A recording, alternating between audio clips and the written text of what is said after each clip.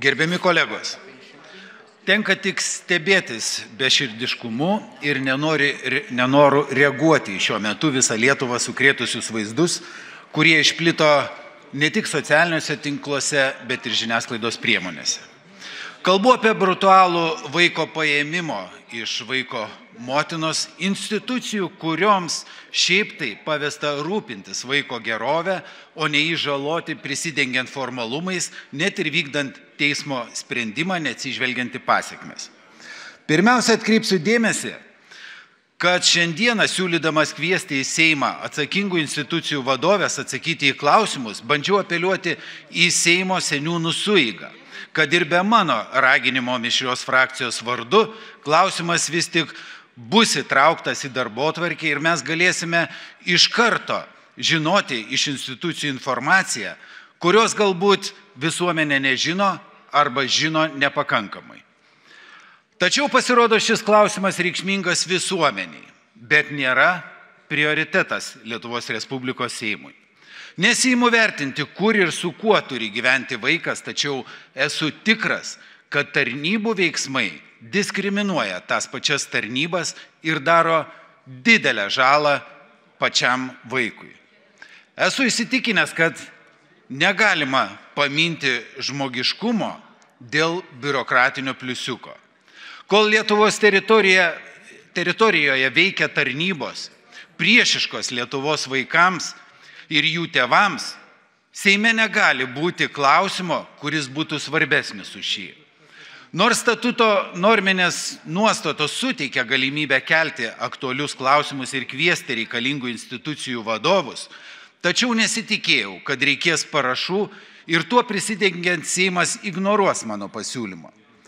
Suprasdama Seimo pirmininkė, kad dėl laiko stokos nebuvo galimybės iš anksto surinkti parašų, nes, kaip žinia, pirmadienį Seimo nariai fiziškai nebūna Seimo rūmose, o dirba apygardose, ji prašymą sumaniai praignoravo. Be to, suvokdamas, kad pagal galiojančią tvarką vis tiek klausimas būtų patekęs tik į sekantį plenarinį posėdį, todėl žaibiška reakcija būtų adekvatus veiksmas, o ne vaikantis procedūrų reikalauti formalumų. Bet susidarius tokiai situacijai, kartu su kolegomis jau pradėjau rinkti parašus, kad šis klausimas būtų įtrauktas į artimiausią Seimo darbotvarkę, o kaip laikinosios Lietuvos Respublikos Seimo opozicijos narių Lietuvos Respublikos vyriausybės veiksmų kontrolės ir tyrimų grupės pirmininkas, inicijuosiu papildomą susitikimą su atsakingų institucijų vadovais, kad šis klausimas nesibaigtų tik dideliu triukšmu, bet būtų aiškus atsakymai į visiems rūpimus klausimus. Pasakysiu dar daugiau, kad sužinojęs apie įvykusią situaciją ne tik buvau šokiruotas, bet ir labai nustebau, nes su vaiko mama buvau susitikęs dar praeitais metais ir apie tai buvau informavęs vaiko teisių kontrolierę Editą Žiobienę. Deja, tai tik pagrindžia abejonės, kad institucijos galimai neskiria pakankamai dėmesio ir neatliepia vaikams interesų.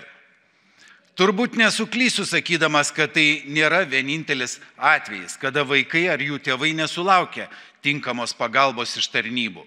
Jeigu būtų atliktas tyrimas ir apklaustume šeimas susidūrusias su tomis tarnybomis, galvoju, kad vaizdelis mus tikrai nustebintų. Kadangi jau sureagavo pasisakydami ir kai kurie aukščiausi šalies asmenys, tikiuosi šis klausimas turės tinkamą eigą ir pajudėsime iš stagnacijos ginant vaikų teisės Lietuvoje.